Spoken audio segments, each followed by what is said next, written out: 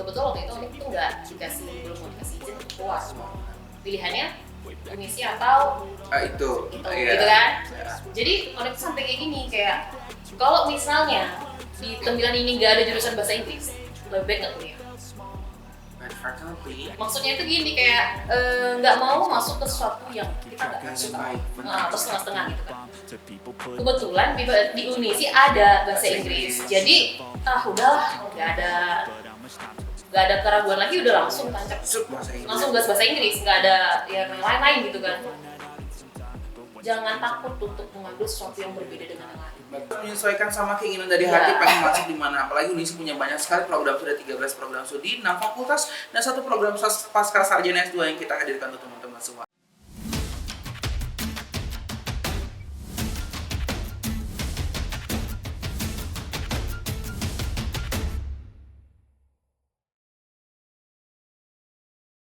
Assalamualaikum warahmatullahi wabarakatuh. Kita langsung aja natul apa adanya. Selamat kembali datang di obrolan bareng alumni. Buat tepuk tangan dong. Ya. Agak grogi ya, Pak. Soalnya hari ini ketemu sama temen lama, makanya jadi mohon maaf. Sampai di mana kita? Sampai tadi aku merasa ganteng. Oke, buat teman-teman yang menyaksikan podcast hari ini, mau kalian menyaksikan secara bulan puasa Ramadan atau yang menyaksikan pada hari raya Idul Fitri, selamat hari Idul Fitri ya untuk teman-teman yang merayakan Idul Fitri. Karena kayaknya kita ditumpuk ya kemarin syutingnya di setiap tayang di hari raya Idul Fitri. Oke, dan seperti biasa ada alumni yang hadir di tengah-tengah kita, alumni yang luar biasa. Kalau aku bilang a teacher, nah udah tahu kan kalau gue ngomong kayak gitu, a teacher, a host, and also a singer. Give me applause for Onika Sari, SPD MA. Kameranya di situ ya. Bingung. Onika Sari, SPD MA sudah menyelesaikan pendidikan pasca sarjana di kalau nggak salah Yogyakarta. Luar biasa, alumni Universitas Samudra-Giri. Masuknya kemarin tahun? Masuk Unisinya? 2013 kalau 2013. Dan sekarang udah S2, sekarang aktif sebagai pengajar kalau nggak salah ya. Dan juga also singer. Aku tuh kenal Onika sebenarnya bukan pengajar guys, aku kenal Onika nih penyanyi wak ya. Karena sama-sama kamu also a singer. Tepuk tangan dong. Boleh kita tes. Tapi aku mulai dulu nih, Onik sehat? Alhamdulillah sehat. Udah sehat ya. Alhamdulillah. Nah, maksudnya kan kelihatan nggak sih dari episode pertama teman-teman yang menyaksikan ini kan episode pertama kita tag kemarin sebelum puasa ya, agak gemuk ya. Sekarang sih masih gemuk, tapi agak tirusan dikit ya. Oh iya.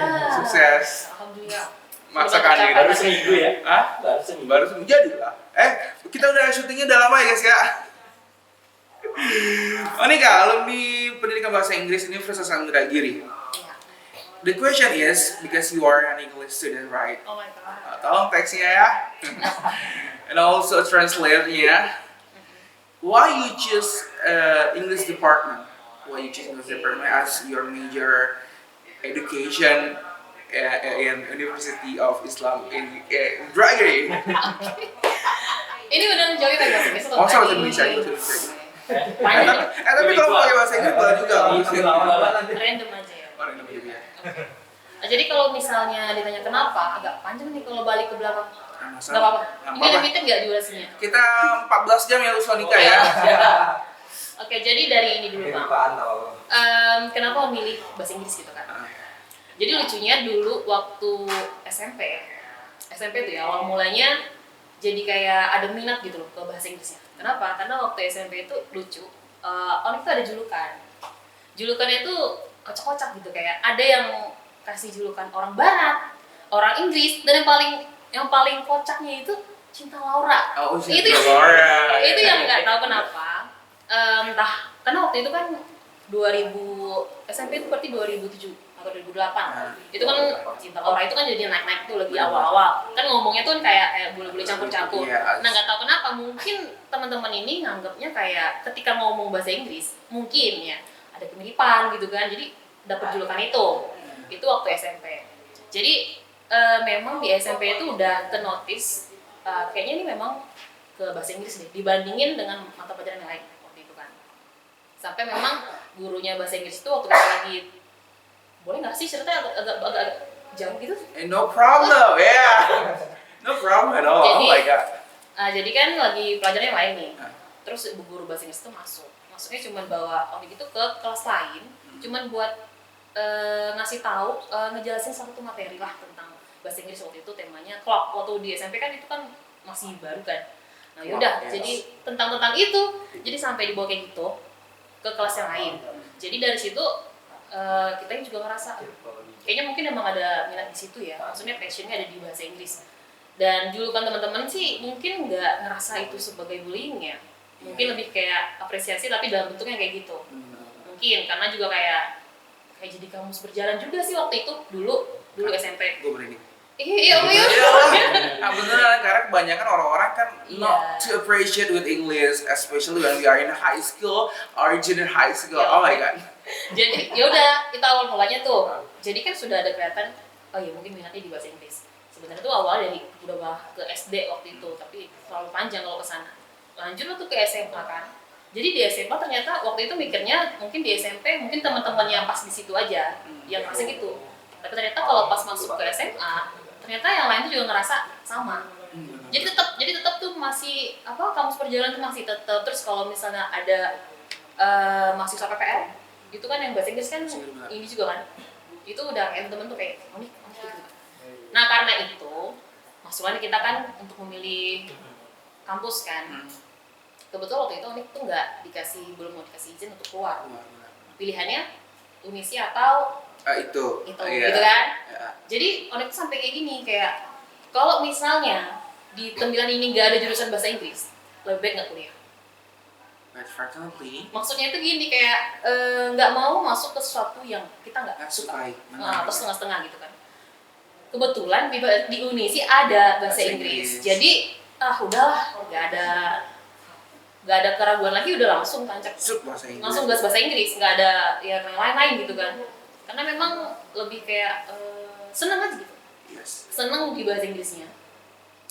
Udah masuk pilih PPI. Karena emang basically awal ya anak Jaksel. Mohon maaf. Maksudnya emang basically emang udah seneng sama bahasa Inggris. Kebetulan Indonesia ada pendidikan bahasa Inggris, kenapa tidak untuk melanjutkan kesenangan kita itu? Dan akhirnya emang jalannya juga seneng-seneng seru-seruan kan. Harus ya. Karena apa ya? Memilih jurusan itu kan penting banget. Buat teman-teman juga nanti yang bakal lanjut. Jangan sampai kita itu memilih suatu jurusan itu karena ikut-ikutan gitu kan. Karena FOMO, karena missing out. Oh my god, I know that. Ada yang kepaksa gitu kan. Kenapa hasilnya nanti juga agak sulit di prosesnya. Jadi kebetulan waktu SMA dulu, dari SMA itu emang orangnya gini kayak kalau sesuatu itu nggak suka nggak mau. Kan waktu kita SMA kan pas 1 masih gabung ya, belum memilih IPA TPS gitu kan. Waktu itu udah mau naik ke kelas 2. Itu kan kebanyakan orang-orang kan milih IPA. Nggak tahu ya, waktu itu kan pokoknya anak IPA tuh labelnya bagus banget. IPS tuh kayak kebalikannya. IPS yang sisa-sisa. Kayak gitu. Nah jadi ketika itu karena kurang minat ke sains, udah ngambil IPS nih. Padahal tuh wali kelasnya waktu itu kan, wali kelasnya udah nanyain sampai ulang, kenapa sih nggak mau ngambil ke IPA gitu loh? Maksudnya nilai kamu mumpuni buat itu. Enggak, kenapa nggak mau hanya karena supaya dapat label yang bagus gitu kan, anak IPA kan teladan dan bla bla gitu, pinter. Enggak sih. Kebanyakan pada waktu itu jadi ya tetap maksudnya di situ satu-satunya di kelas itu yang milih IPS. Cuma Onik. Ya waktu itu. Kebetulan kan kalau kelas 1 tuh kan di Onik kan alumni Sahul ya. Itu tuh dua kelas unggulan waktu itu 10 2. Kebetulan masuk 10 2. Nah jadi di antara semua itu satu orang doang yang masuk IPS di kelas itu. Enggak, satu kelas cuma Onik aja. Maksudnya gini, jadi kayak ada relate-nya ke universitas. Jangan takut untuk mengambil sesuatu yang berbeda dengan yang lain. Betul. Maksudnya tuh di situ Bang. Jadi kenapa harus jauh belakang gitu ya? Karena itu awalnya sama kayak masuk ke Unisi, kenapa milih bahasa Inggris. Kalau dipikir-pikir ya Bang, vibes-nya waktu itu Unisi itu hukum sama Vekon lagi naik banget. Ya kan? Kalau kita bicara itu, tentu dong kita mau pilih yang kayak gimana gitu kan.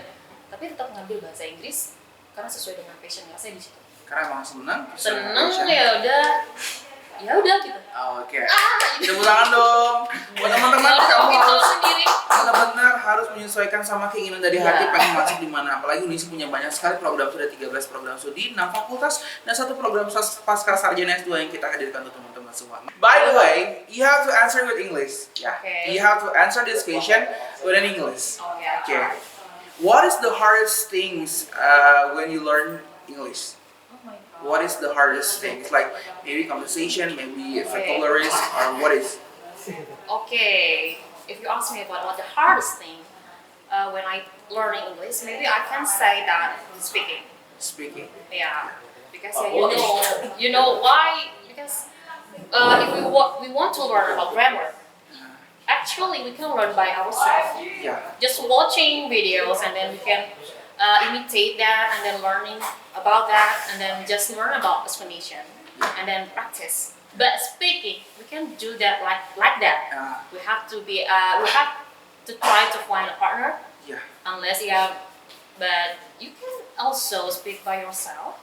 But It's not good, not that funny. Like you have to find someone as a partner, do some conversation, right? And then yes, that's absolutely true. And when we are speaking, that we need a more confidence. Yeah. Yeah, you can imagine that. What will happen if we are lack of confidence? Yes, that's right. Even you are good in English and grammar, but you can't explore that by speaking. You can't do that. Yeah, it's become like a passive person, right? So the best thing that you have to do is practice Practice. every day. Practice That's makes why. perfect. Yes. Yes. Oh my God. Yes.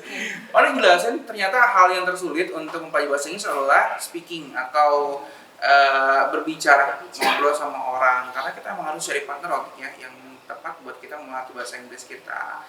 Even kalau misalnya punya grammar yang bagus, tapi kalau misalnya kepercayaan diri juga kurang, nggak bisa ya, Wak ya. Udah gua summaris, Wak ya. Oke. Oke, nih, perjalanan selama menempuh pendidikan tinggi. There's a big difference ya, kayak Oni kan ambil pendidikan bahasa Inggris. Betul. Di luar sana juga ada sastra Inggris kan. Ketika Oni menjalankan sebagai pendidikan bahasa Inggris, otomatis kan Inggrisnya itu lebih ke arah educational, right? Di proses perjalanannya itu, apa hal yang paling sulit yang Oni alami? Yang harus untuk menempuh, kan karena memang kalau misalnya pendidikan bahasa Inggris, otomatis bilangnya lebih ke Inggris, tapi lebih ke educational, lebih pembelajarannya diajarkan. Hal tersebut yang dijalani selama perkuliahan. Selama perkuliahan, jadi memang kalau memilih pendidikan bahasa Inggris ini, selain dituntut untuk speaking English skill-nya, kita juga harus punya apa itu namanya, sebagai pendidik. Nah itu jadi kayak terkadang orang ada yang memang secara skill dia mumpuni, tapi ketika harus mengeksplor itu sebagai katakanlah itu pendidik guru gitu ya, itu kan juga menemui kesulitan di how to handle class, how to face the students dengan berbagai macam kelakuan mereka. Nah itu sulitnya di situ. Gimana kita supaya mencoba untuk terus mencari metode cara mengajar yang efektif dan terus kayak mengupgrade gitu ya. Ini kira-kira kurangnya di mana supaya anaknya bisa. Nah kalau ditanya sulitnya mungkin lebih ke situ. Kayak kita sebagai guru tuh harus tiap hari harus mengimprove diri, entah itu dari kapabilitasnya sebagai ilmuannya maupun cara ataupun metode cara kita mengajar.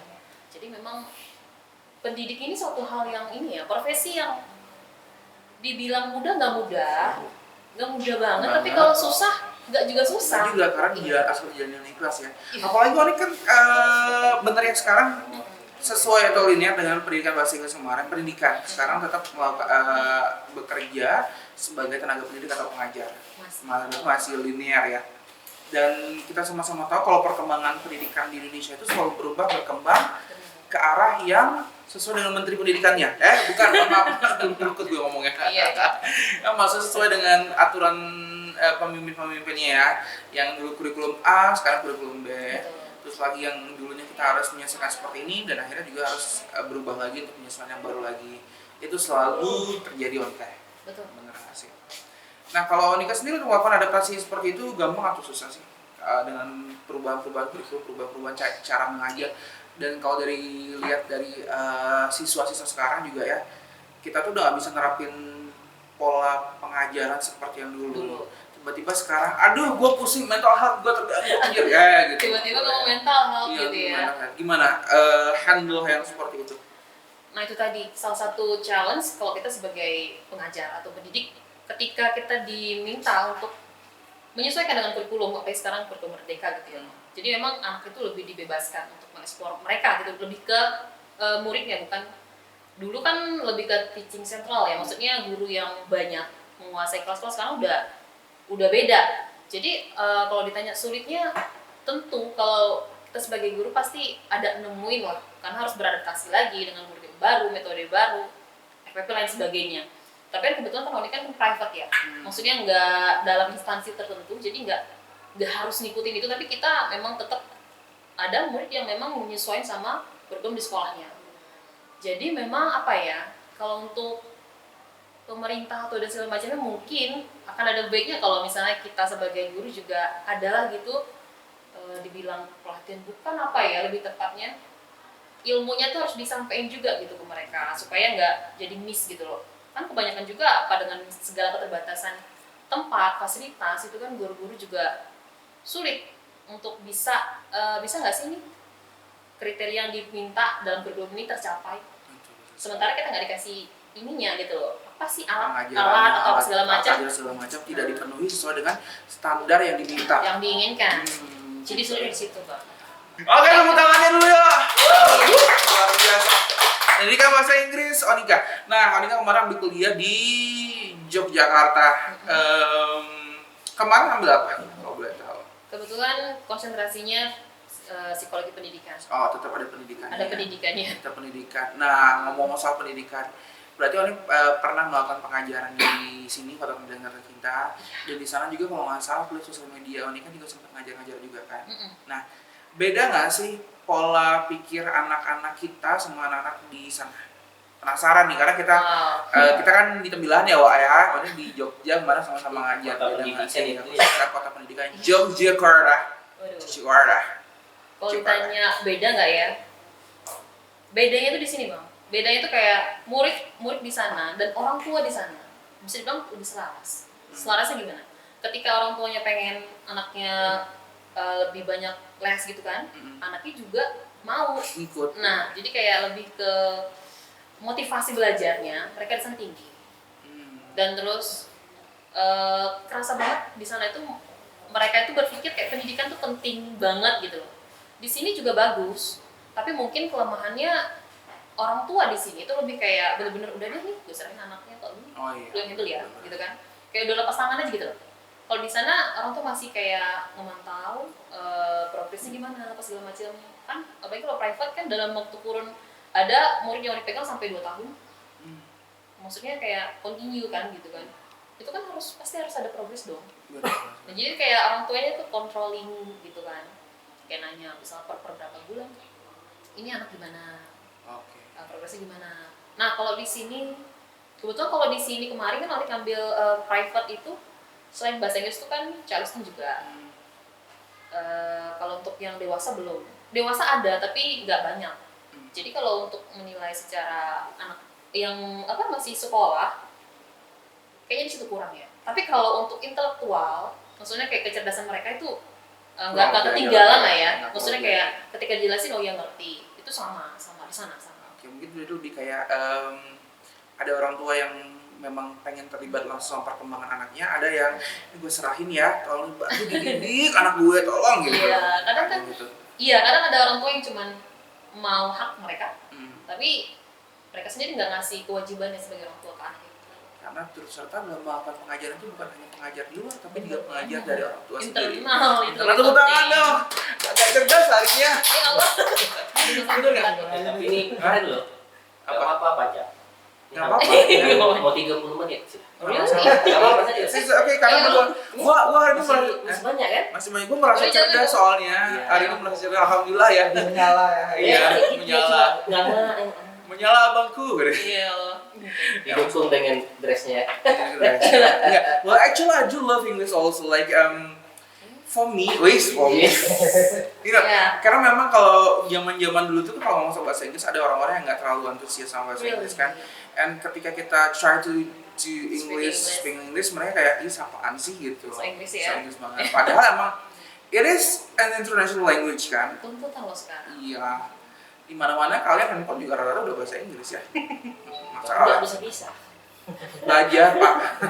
Practice. Practice make perfect gitu. Itu kata-kata yang selalu ditanamkan sama guru abang kemarin. Oke. Practice make perfect. Jadi kalau kita ya udah latihan bakal jadi bagus gitu. Bagus. Practice make perfect. Yeah, to be honest, your pronunciation is good. Pretty Really? good, really. Yeah, oh my god. Yes. Yes. Oh my god, itu cuma bagus kayaknya. Oh my god. Makasih untuk tangan sendiri solonya. Semangat banget ya. Oke, nah by the way di perkuliahan rata-rata mahasiswa itu kan ada yang kuliah pergi, kuliah pulang. Iya. Ada yang juga ikutin organisasi. Nah, kalau Onik sendiri tipe gimana? Apakah kemarin tuh oke habis kuliah menerima pengajaran dari dosen, udah gue pulang atau ada organisasi yang Onik ikutin? Ini juga suatu pandangan ya, maksudnya kayak kalau misalnya sendiri pribadi itu ngerasa kuliah tanpa organisasi itu nothing. Ya. Termasuk orang-orang yang ini ya, yang sangat suka juga dunia organisasi, karena kalau menurut aku sendiri tuh banyak hal positif yang bisa dapat dari organisasi. Jadi waktu digabung di Unisi dulu S1 itu gabungnya di BEM sama Hima. Waktu itu jadi bahkan untuk kemampuan public speaking sendiri bisa dikatakan kemampuan itu munculnya ketika gabung di organisasi, karena dengan organisasi ini wadah ya, satu wadah kenapa kita bisa ada di suatu forum, ya kan Bang? Coba dibayangin kalau misalnya kita nggak ada di organisasi itu, chance untuk dapat kesempatan untuk punya apa ya, bertugas lah gitu ya, entah itu sebagai pembawa acara atau yang paling minim jadi jen lah gitu ya. Kalau nggak dari situ, organisasi juga bisa sebagai kita ngangkat brand kita gitu, maksudnya kayak, ya maksudnya dari organisasi itu memang kita bisa dikatakan gini loh. Terkadang kan ada acara kan, pasti ya. Dalam fakultas itu pasti ada acara. Terus kan itu kan mencari, misalnya kayak siapa ya bisa jadi MC-nya, atau siapa yang bisa jadi moderatornya segala macam.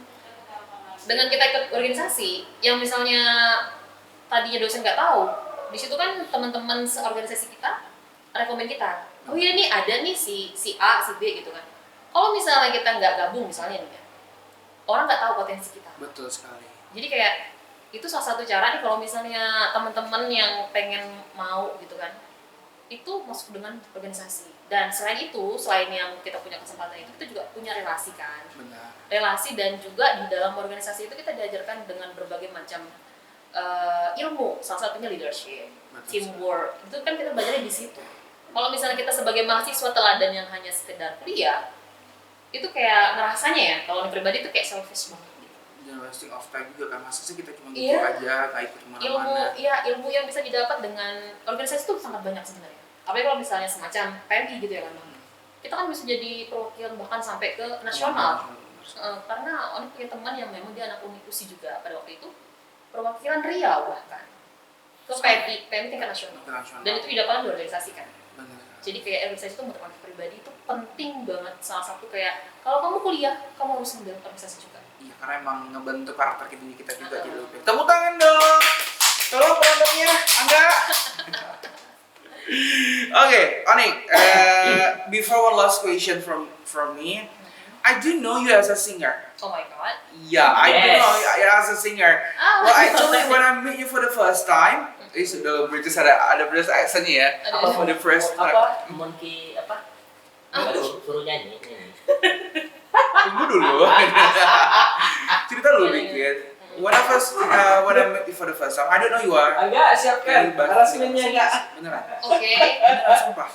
I do know as a singer, a female singer, a good one, yang selalu nyanyi itu yang in a high note, in a good note, like Thank you so much. yeah, like Whitney Houston, Oh, Celine Dion. Iya. Sini sekarang. Beda. Biar apa?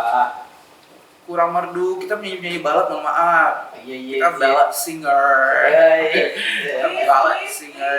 So, can you sing just one verse from your favorite song for us? Oh, favorite song. Yeah, it have to be an English song. Yeah.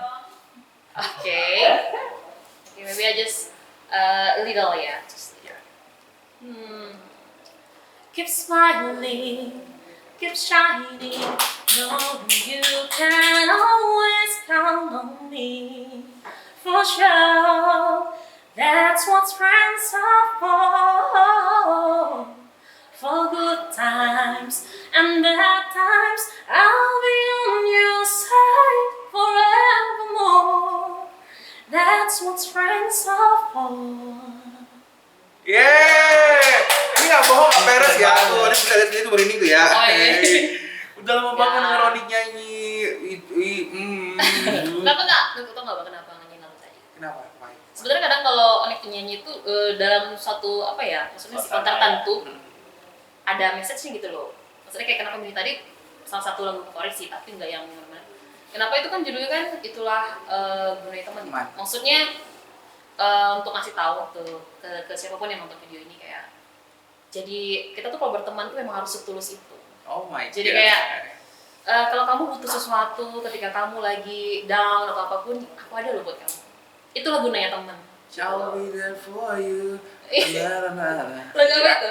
The Rembrandt from original soundtrack of Friends. Oh I'll my be God. there for you. Ih, Iya. nyanyi juga dong gue. Iya. Boleh tepuk tangan dong untuk Monica. Thank you. This is my last question for you untuk di Okay. podcast kali ini. Ada nggak sih pesan yang mau disampaikan kepada teman-teman yang akan melanjutkan pendidikannya di UNISI, mau coba Inggris atau enggak? Ada teman-teman yang sekarang sedang menempuh pendidikan UNISI khusus untuk jurusan pendidikan bahasa Inggris. Oke, mungkin lebih ke ini tuh ajakan kali ya, Pak. Mungkin ya. In English or Indonesia. PB in Indonesia Oh, karena Indonesia. translatornya agak susah ya. Oh ya.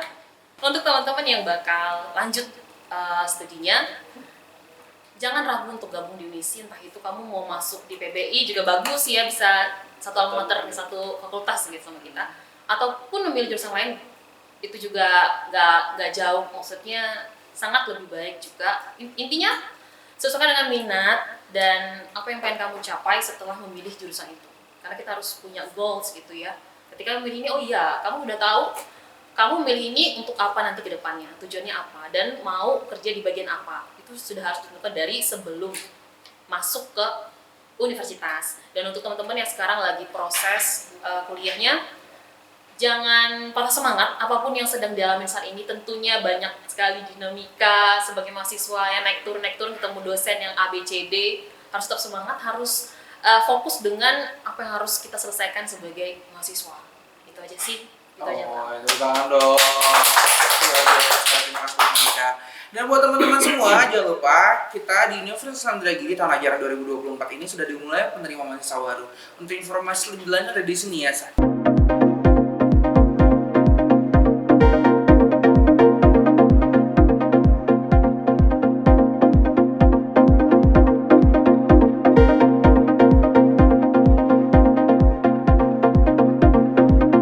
Nah itu dia, jadi jangan lupa untuk daftarkan diri kamu karena kita ada membuka 13 program studi, insya Allah masih 13 program studi, dan nanti kan ada program studi lainnya bakal kita buka.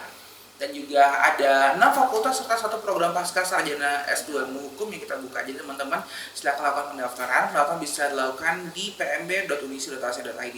Untuk yang pertanyaan lebih lanjut bisa nanti mampir ke sekretariat kita, ada di sini alamatnya. Ya, dan juga teman-teman jangan lupa untuk follow semua sosial media kita, Instagram, TikTok, Facebook, YouTube, jangan lupa di-share, di-like, di-komen juga. Dan sosial media Onika ada di mana namanya? Instagram Onik, kalau Facebook Onika. Onik, Sesimpel itu. Onyx. Onik, ONNIIC. I-nya ada Ada 3.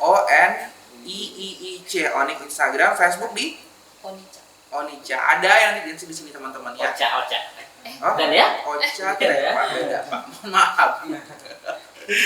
Sekali lagi jangan lupa untuk like, comment, subscribe, dan share sebanyak-banyaknya tayangan kita. Dan pastinya kita juga menunggu teman-teman alumni Universitas Islam Indragiri untuk bergabung ngobrol sama kita di podcast obrolan bareng alumni di episode-episode berikutnya. Dan pastikan sekali lagi ya, untuk teman-teman, ayo daftarkan dirinya menjadi mahasiswa, menjadi bagian dari keluarga besar Universitas Islam Indragiri. Dan terima kasih banyak Oni atas waktunya menyempatkan diri ngobrol sama-sama. Abis ini kita ngobrol lebih banyak lagi ya. Sekalian gibah boleh nggak sih? Teman-teman lama ya, Wak. Selamat pagi, selamat siang, selamat sore, selamat malam buat kapanpun kalian menyaksikan tayangan ini. Selamat Hari Idul Fitri juga untuk teman-teman yang mungkin akan menyambut Hari Idul Fitri atau menyaksikan tayangan ini pada saat Idul Fitri. Kembali fitrah, kembali suci, dan kami kembali merah. Bukan, enggak, maksudnya bajunya, dress code-nya. Cerah-cerah ya. Sampai jumpa di tayangan berikutnya. Assalamualaikum warahmatullahi wabarakatuh. Sampai jumpa, bye-bye. Take me back to a place where I felt at home. Take me back to a day when we weren't alone. Take me back to an age when the world felt small. Way back before we blew it all. Take me back to a place where I felt at home. Take me back to a day when we weren't alone. Take me back to an age when the world felt small.